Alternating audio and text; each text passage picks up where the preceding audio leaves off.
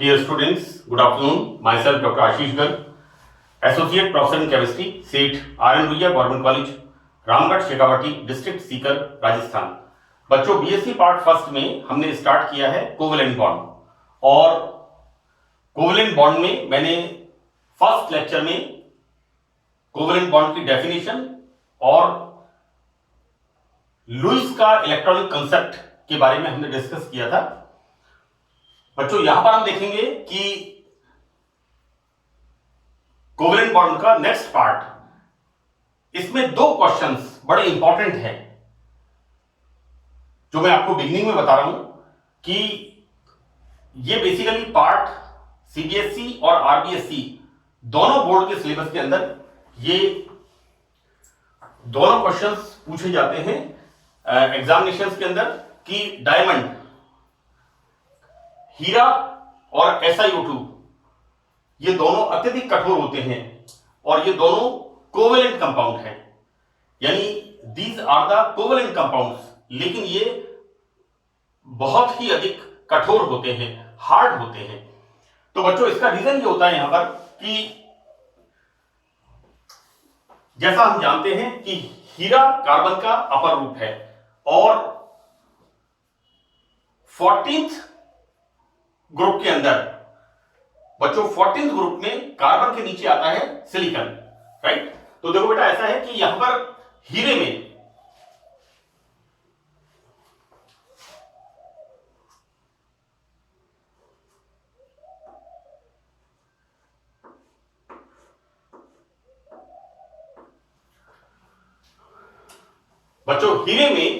प्रत्येक कार्बन परमाणु sp3 संकृत होता है। यहां पर ये मैंने बच्चों इसका स्ट्रक्चर लिखा है।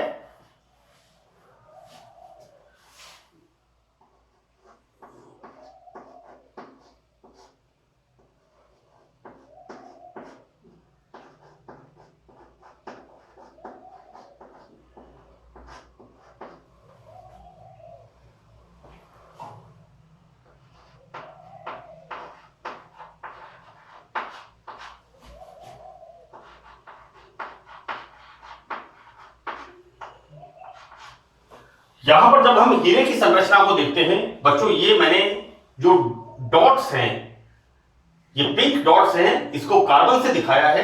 और यहां पर हीरे में कार्बन का प्रत्येक sp3 संकृत कक्षक कार्बन के दूसरे sp3 संकर कक्षक से अतिव्यापन करके एक सहसंयोजक बंध बना लेता है। बच्चों यहां पर ये कार्बन, इसी तरह से जितने भी डॉट्स हैं, ये सब कार्बन को रिप्रेजेंट कर रहे हैं, राइट। और यहां पर ये डॉट्स इस तरह से एक त्रिविम जालक का, 3 डायमेंशनल लैटिस का निर्माण करते हैं। होता यह है यहां पर कि यहां पर प्रत्येक कार्बन, देखो बेटा जैसे मैंने यहां पर इसको दिखाया है, इसको दिखाया है यहां पर, इसको दिखाया है यहां पर, या जैसे इसको यहां पर शो किया है, मैंने कंप्लीट एक लैटिस नहीं बनाया है, एक व्यू इसके अंदर मैंने एक्सप्लेन करने की कोशिश की है। हम देखते क्या है कि हीरे में एक कार्बन के sp3 संकृत कक्षक, 4 sp3 संकृत कक्षक दूसरे कार्बन के sp3 संकृत कक्षक से अतिव्यापन करके सिग्मा बॉन्ड बना लेते हैं। इस प्रकार से यहां पर एक 3 डायमेंशनल लैटिस त्रिविम जालक का निर्माण होता है। तो बच्चों इस प्रकार हीरे के क्रिस्टल में प्रत्येक कार्बन एटम 4 अन्य कार्बन एटम द्वारा सामान्य सहसंयोजक बंधों द्वारा बंधित होकर चतुष्फलकीय रूप से घिरा रहता है। बच्चों इस स्ट्रक्चर को अगर आप देखेंगे तो आप देखेंगे यहां पर ये जितने भी डॉटेड स्ट्रक्चर्स हैं, यहां पर ये जो मैंने कलर्ड चॉक से शो किया है, ये डॉटेड जो स्ट्रक्चर्स हैं ये कार्बन है, और यहां पर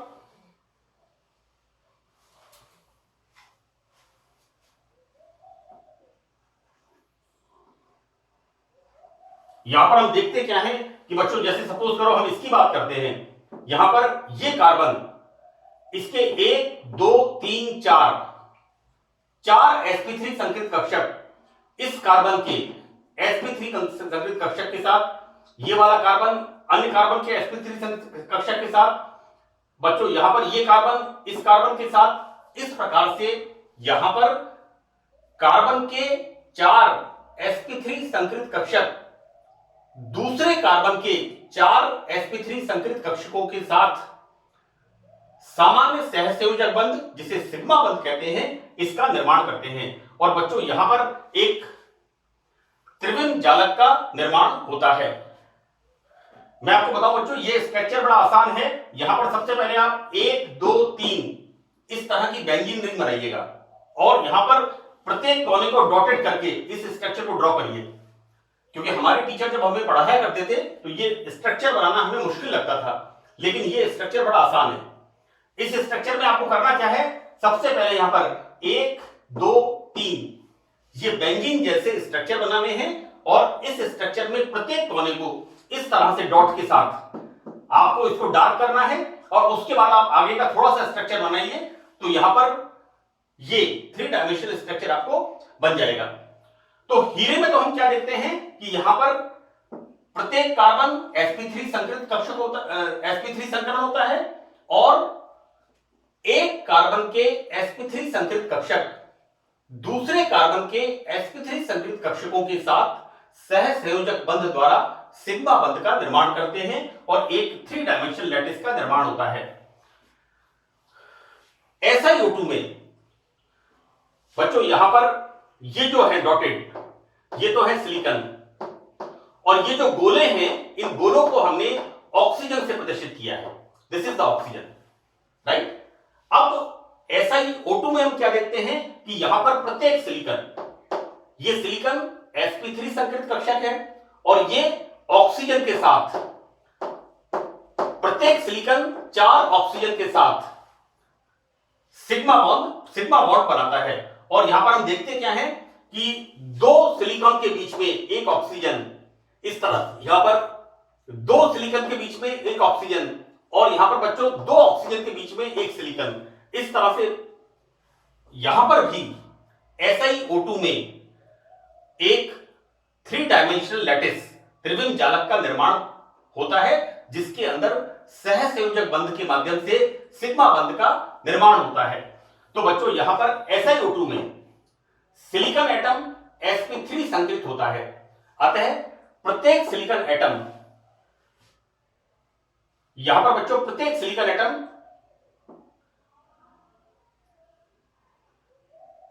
4 ऑक्सीजन परमाणुओं द्वारा चतुष्फलकीय रूप से, बच्चों देखिए ये सिलिकॉन एटम 1 2 3 4, राइट। यहां पर प्रत्येक सिलिकॉन एटम 4 ऑक्सीजन परमाणुओं द्वारा चतुष्फलकीय रूप से और बच्चों यहां पर प्रत्येक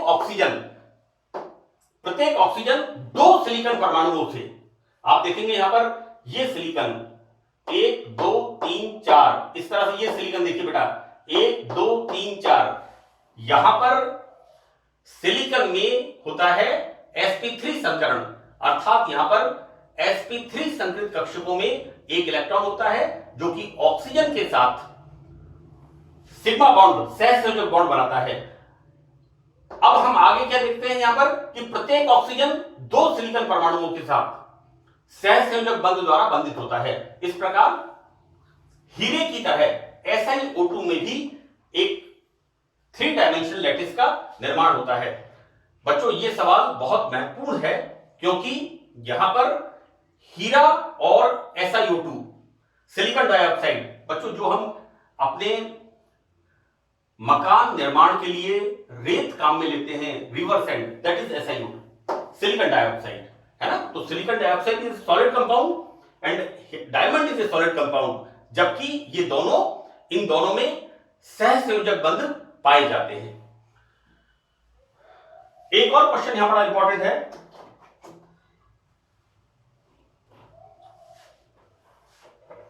बच्चों यहां पर ये इसका स्ट्रक्चर मैंने नहीं बनाया है,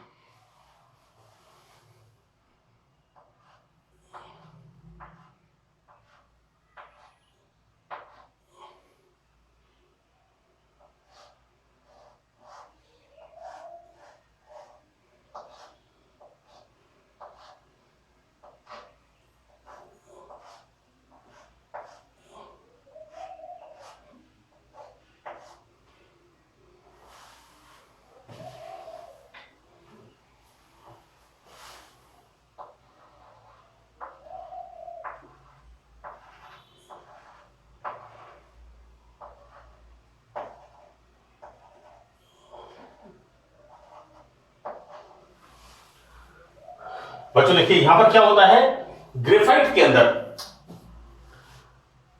ग्रेफाइट एक कोवलेंट कंपाउंड है, लेकिन ये विद्युत का सुचालक होता है। बच्चों कार्बन का एटॉमिक नंबर 6, और हम क्या लिखते हैं इसके अंदर, हम इसमें लिखते हैं 1s2 2s2 2p2। कार्बन का जब संकरण होता है तो 2s कक्षक का एक इलेक्ट्रॉन 2pz कक्षक में चला जाता है, इसे हम लिखते हैं excited state of the carbon. मैं आपको इसको आगे बताऊंगा, अभी मैंने इस क्वेश्चन को यहां पर समझा रहा हूं आपको मैं, क्योंकि बिगिनिंग में इसके साथ इस क्वेश्चन को बताना जरूरी है। ये जो संकरण बता रहा हूं मैं आपको, ये आपने 12th क्लास में पढ़ा हुआ है कि कार्बन के अंदर एक्साइटेड स्टेट में जब कक्षकों का संकरण होता है तो 2s कक्षक का एक इलेक्ट्रॉन उत्तेजित होकर के 2pz कक्षकों में चला जाता है, राइट। अब यहां पर जब संकरण होता है यहां पर sp2, राइट। तो बच्चों यहां पर जब sp2 संकरण होता है तो क्या होता है, इस तरह का स्ट्रक्चर, ये जो स्ट्रक्चर होता है दिस इज द त्रिभुजीय संरचना, ट्राइगोनल स्ट्रक्चर। हम देखते क्या है कि ग्रेफाइट में कार्बन sp2 संकरित होता है, अतः एक तल में 3 sp2 संकरित सिग्मा बॉन्ड, बच्चों यहां पर ये कार्बन है और इसका 1 2 3 सिग्मा बॉन्ड बनते हैं। अब यहां पर बच्चों क्या होता है, इस तरह से तल के, ये बच्चों तल है, इसके परपेंडिकुलर यहां पर एक pz कक्षक होता है जिसमें एक सिंगल इलेक्ट्रॉन होता है। तो यहां पर प्रत्येक कार्बन पर pz कक्षकों में एक अनपेयर्ड अयुग्मित इलेक्ट्रॉन होता है जो कि तल के लंबवत पाया जाता है। बच्चों इस अयुग्मित इलेक्ट्रॉन के कारण ग्रेफाइट की परतें आपस में वान डेर वाल्स बलों से जुड़ी रहती हैं। बच्चों ग्रेफाइट की परतें आपस में सरकती हैं क्योंकि यहां पर ये जो परपेंडिकुलर है, ये जो pz कक्षक है कार्बन का, जो परपेंडिकुलर होता है इसके अंदर जो एक इलेक्ट्रॉन होता है, ये क्या करते हैं, दो सतहों को, ये जो दो परतें होती हैं इनको आपस में जोड़े रखता है। लेकिन ये परतें वान डेर वाल्स बलों के माध्यम से जुड़ी हुई होती हैं और ये परतें स्लाइड करती हैं, ये परतें खिसकती हैं इस तरह से। लेकिन यहां पर चूंकि कार्बन के pz कक्षक में जो कि तल के परपेंडिकुलर होता है उसके अंदर एक सिंगल इलेक्ट्रॉन होता है बच्चों, तो बच्चों यहां पर ये जो इलेक्ट्रॉन होता है pz कक्षक में, ये विद्युत चालन के लिए रिस्पांसिबल होता है। तो बच्चों यहां पर इन परतों के बीच pz कक्षकों में उपस्थित इलेक्ट्रॉन स्वतंत्र रूप से विचरण करता है। इस प्रकार ग्रेफाइट विद्युत का सुचालक होता है। मैं आपको एक बार फिर बता दूं बच्चों कि यहां पर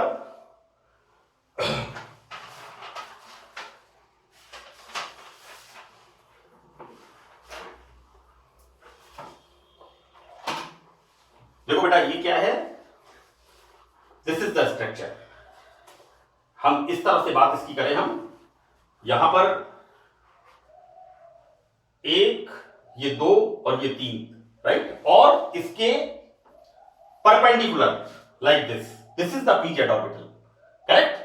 तो यहां पर इनके अंदर pz कक्षकों में जो अयुग्मित इलेक्ट्रॉन होता है वो अयुग्मित इलेक्ट्रॉन स्वतंत्र रूप से विचरण करता है और ग्रेफाइट में विद्युत चालन के लिए रिस्पांसिबल होता है। और ग्रेफाइट में हम देखते क्या है, इलेक्ट्रिकल कंडक्टिविटी होती है।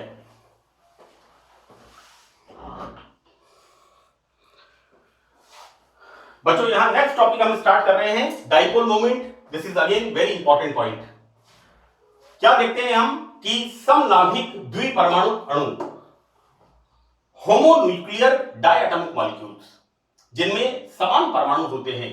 तो बच्चों होमोन्यूक्लियर डायटोमिक अणु में बंध बनाने वाला इलेक्ट्रॉन युग्म दोनों नाभियों के बीच में स्थित रहता है। बच्चों समनाभिक bimolecular, समनाभिक द्विपरमाणु diatomic, homonuclear diatomic molecules, और इनमें हम क्या देखते हैं कि इनके अंदर जो इलेक्ट्रॉन्स के बॉन्ड का फॉर्मेशन होता है, चूंकि दोनों की विद्युत ऋणता समान होती है, इसलिए ये बंध युग्म बॉन्ड पेयर दोनों के बीच में स्थित होता है। मैंने यहां पर दो एग्जांपल लिखे हैं, एक लिखा है H2 और एक लिखा है F2। हम देखते क्या है कि यहां पर इनमें आवेश समान रूप से वितरित रहता है। अब हम बात करते हैं कि इस प्रकार के अणु में अध्रुवीय सहसंयोजक बंध होते हैं, नॉन पोलर कोवेलेंट बॉन्ड्स, क्योंकि यहां पर ये दोनों एलिमेंट्स समान होते हैं, इसलिए बॉन्ड पेयर इनके बीच में स्थित होता है। आगे हम देखते हैं कि एक विषम नाभिक द्विपरमाणु अणु, हेटेरोन्यूक्लियर डायटोमिक मॉलिक्यूल्स लाइक दिस, यहां पर दोनों परमाणु अलग अलग हैं, हाइड्रोजन और फ्लोरीन, और यहां पर फ्लोरीन की विद्युत ऋणता ज्यादा होती है, इसलिए हाइड्रोजन और फ्लोरीन के बीच में जो बॉन्ड पेयर होता है वो बॉन्ड पेयर फ्लोरीन की अधिक विद्युत ऋणता के कारण फ्लोरीन की तरफ थोड़ा सा खिसक जाता है, जिसकी वजह से बच्चों यहां पर हाइड्रोजन के ऊपर आंशिक धनावेश पार्शियली पॉजिटिव चार्ज और फ्लोरीन के ऊपर पार्शियली निगेटिव चार्ज आ जाता है।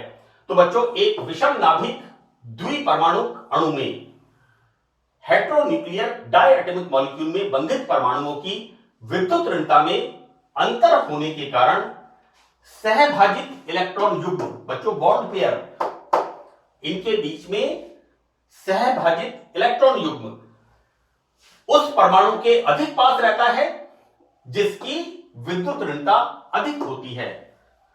ऑब्वियसली यहां पर मैंने आपको पहले भी बताया है, आयनिक बॉन्ड्स में भी एक्सप्लेन किया है कि यहां पर ये बॉन्ड पेयर उस परमाणु के पास रहेगा, थोड़ा सा खिसक जाएगा, जिसकी विद्युत ऋणता ज्यादा होगी।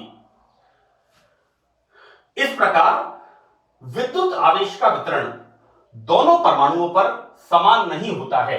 बच्चों इस अणु को हम कहते हैं, इस प्रकार के अणु जिनके अंदर परमाणुओं पर आंशिक धनावेश और आंशिक ऋणावेश होते हैं। इन दोनों परमाणुओं में चूंकि एक परमाणु की विद्युत ऋणता ज्यादा होती है और एक परमाणु की कम होती है, इसलिए इनके बीच में सहभाजित इलेक्ट्रॉन युग्म या बॉन्ड पेयर उस परमाणु की तरफ खिसक जाता है जिसकी विद्युत ऋणता ज्यादा होती है। तो बच्चों यहां पर इस अणु को हम कहते हैं ध्रुवीय अणु और इस बॉन्ड को हम कहते हैं पोलर कोवेलेंट बॉन्ड, ध्रुवीय सहसंयोजक बंध, और इसको हम इस तरह से दर्शाते हैं। देखिए अणु में ध्रुवण की मात्रा द्विध्रुव आघूर्ण म्यू, बच्चों ये माप है डाइपोल मोमेंट, है ना, mu is the dipole moment, से प्रदर्शित करते हैं। अब यहां पर हम H और S की बात करें, this is H and this is S, suppose करिए, तो यहां पर बच्चों इनके ऊपर चार्ज Q और इनका distance this is D, right. तो हम देखते क्या है कि यदि दोनों ध्रुवों के मध्य की दूरी d सेंटीमीटर, यहां पर इसकी जो पार्शियली पॉजिटिव है और जो पार्शियली निगेटिव है, इनके बीच का डिस्टेंस कितना है, d सेंटीमीटर, एवं इनका चार्ज कितना है, दैट इज Q। तो द्विध्रुव आघूर्ण म्यू को निम्न समीकरण से निम्न प्रकार लिख सकते हैं। तो इसको हम कैसे लिखते हैं बच्चों, डाइपोल मोमेंट म्यू बराबर Q, ये जो partially positive and partially negative charge है, इनटू D, इन दोनों न्यूक्लियस का डिस्टेंस। बच्चों डाइपोल मोमेंट की इकाई डेबाई होती है और इसको कैपिटल D से प्रदर्शित करते हैं। मैं इसके बाद अगले सत्र में, ये हमने पढ़ा है डायटोमिक मॉलिक्यूल्स, हेटेरोन्यूक्लियर डायटोमिक मॉलिक्यूल्स के बारे में। बच्चों नेक्स्ट सत्र के अंदर हम, नेक्स्ट पार्ट के अंदर हम हेटेरोन्यूक्लियर डायटोमिक मॉलिक्यूल्स, ऐसे अणु जिनके अंदर दो से अधिक परमाणु होते हैं, उनके अंदर हम डाइपोल मोमेंट का अध्ययन करेंगे एवं डाइपोल मोमेंट के अनुप्रयोग क्या डायपोल मोमेंट के एप्लीकेशंस हैं, इनका हम अध्ययन करेंगे। So that's all in this lecture. Thank you.